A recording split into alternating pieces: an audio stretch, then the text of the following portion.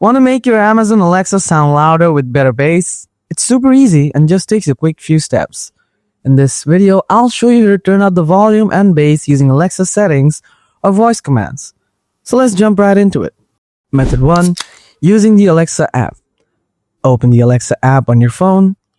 Next, tap on the device's icon below. It looks like a bulb icon. Now tap on your device name. Then tap on the settings icon from the top right corner. Next, tap audio settings. Here you will get the bass option. If you slide the point right, your bass will increase like this.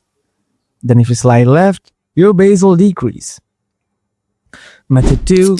Using voice commands. Simply say Alexa, set bass 5. And there it is. Or you can press the plus button to increase the volume. That's how you can increase the bass and volume on your Amazon Alexa. Hope this video helped. If you have any questions, just drop them in the comments. Thanks for watching, and I'll see you in the next video.